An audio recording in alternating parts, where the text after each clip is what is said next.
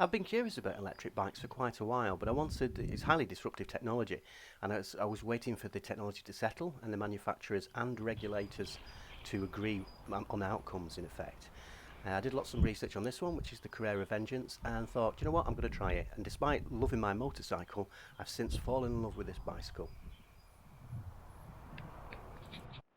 One of the many things I love about living on the Isle of Wight is just popped out the house, 5 minutes away. Never been here before. Don't even know where here is. We're towards Mark's Corner up at Parkhurst Forest. I've got the OS map, so I'm heading west. I'm cycling, taking the e-bike up to the Needles, explore around Shalfleet and Newtown Creek. So here we go. Happy Easter. I've mentioned in a previous video about the performance of this e-bike. It says that it is supposed to be 50 miles within each charge, although I don't think it's anything like that. Gosh, no idea, there's so many paths. No idea which direction it's going. Well, that involves climbing a stile, that doesn't, so onwards and upwards. Now this is a beach I discovered. I only discovered it just by following the OS map, so it's in between Thorness Bay and Newtown Creek. Now there is a military position here, some sort of training exercise place, but they do highlight it with red flags, obviously when they're using it for live ammunition. But otherwise, this is one of two beaches I've discovered on the island. The other one is in a previous video. That is not really visited by tourists. I know it's not the best beach in the world; it's quite stony, but it is isolated, and people just generally don't use it. I've seen a couple of hikers occasionally, but not many. You have to get through this swamp to get to the beach near Newtown Creek. Newtown Creek's just over there, and you've got to get through all these brambles. I'm not sure it's worth it, but it is a bit of fun just to discover a new beach you've never been before. I left the bike up there somewhere in the forest, so I'm going to go and find it once I get through all this mud. The other thing about being on the e-bike is I can explore places I probably wouldn't have stopped, even on the motorbike, let alone the car. And I popped down this road, just weaving in and out of different lanes that were clearly marked on the OS map. And I discovered this charming little wood place that makes all sorts of things for quite swanky restaurants in London. Also, I've started using what 3 words as a way to find a place rather than using lat long. Lat long I use at sea, obviously because I'm a sailor, but not many people use it, and they need, frankly, quite sophisticated maps to be able to acknowledge or read it. So I'm using huddling banana flux, which is the 3 words to find this place. So whose are these for? They're for Brown's Hotel in London, so in Mayfair. So they're canapé trays. Canapé trays. A restaurant called Charlie's, which is. But we do, these are for Trinity restaurant in. These are going to be little sugar pots. So I've got about 10 of those to make. The Trinity cool is restaurant in that? Clapham. I used to live in London. Yeah. But this tiny little place on the Isle of Wight, and you're doing it for London. This is my sort of arty stuff that I do. This is a hollow form made out of sweet chestnut. So this is all local wood. Wow. And this is the sort of thing I normally make. Dare I say how much? Something like that, about 260, 265, something like that. But, there's another bit of the workshop through here. If you've seen my other videos, you'll know that I quite like working with wood. I'm a complete amateur, absolutely, I'm just a DIYer, but I do enjoy it and I think it's an amazing material. Wow! We're just, sort of everything's in total chaos at the moment, but this is all, sort of the standard stuff I make. So we've got various different bowls that we produce, all local timber. And, how do you source the timber? Because I just saw outside you've got all that timber out there. Yeah, so we get it all locally from either fallen trees or. Oh right, is it just so it really is that generic? It's kind of. Yeah. So we sometimes do sort of naturalised pieces. And, I quite like spalted stuff, this is spalted sycamore. So this is the effects of funguses in the wood. Oh, of course, yeah, it colours it, doesn't it? Yeah, so it gives you all these patterns. You have to catch it before it goes too far. That's sycamore again. And that's made out from a section of the tree, so you're going across the grain, so the tree would have been grown up this way as you're going sideways through. But, wow. So that was a sort of standard stuff, and then we do the sort of big arty pieces. Wow. Carper, that was from a tree that was. I took quite extensive footage of the interview with this gentleman, which I may upload at another point. The only thing is the background music is quite distracting. It's quite loud, unfortunately. But he was very. I mean, I've never met the guy before, and he was very vivacious. He was proud of his work, and he was showing me exactly how things were made, and showing me exactly what different kinds of wood there are, and why he uses different types of wood. Also, obviously, as you've just seen there, how they are coloured. We're about to see his lathe shortly, but it gets a little bit loud. We're very fortunate here on the island that we have extensive forests, and for a population of 140,000 people within 12 miles across, there are many trees, far many more trees than people.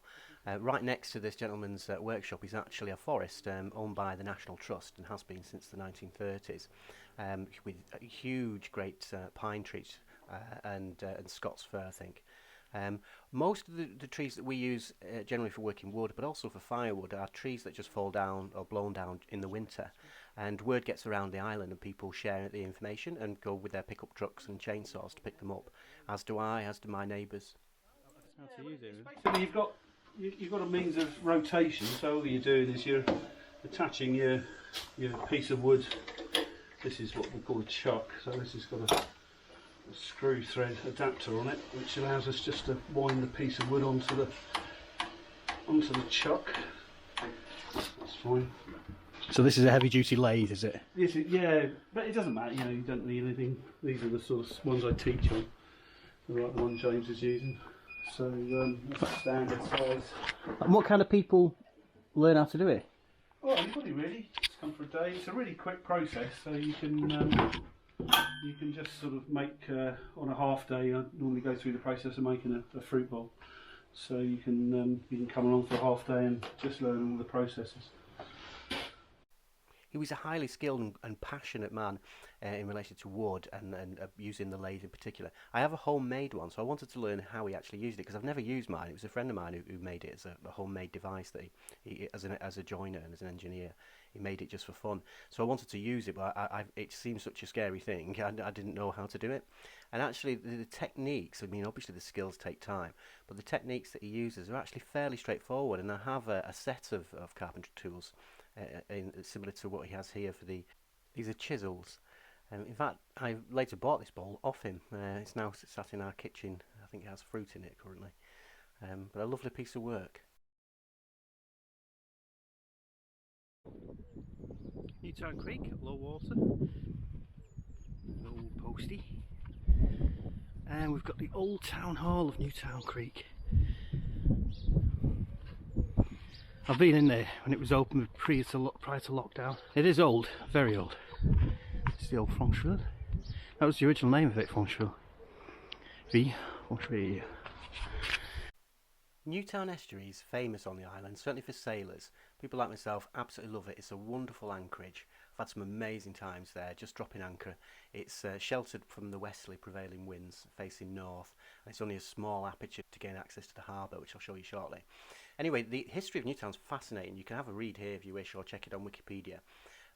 What was very interesting is what a bishop from I think of the 1100s originally purchased some land and gave the land over to the peasants, as it were. It's just a pejorative term these days, but they were in effect serfs previously.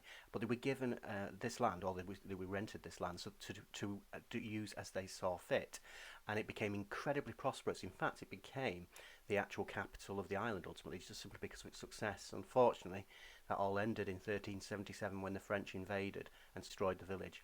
So now all is left is a small row of houses. And the old town hall that housed 2 MPs as part of the old rotten boroughs under the Elizabethan period. This is Shalfleet Bay.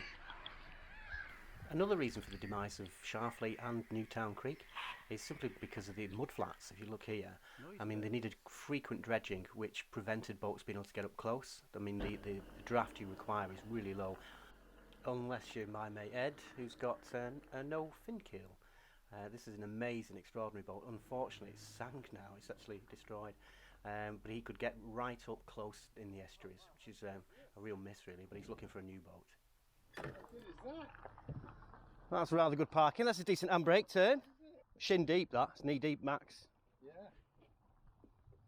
Oh God, this is I'll do another film actually of some of the adventures that Ed and I have had.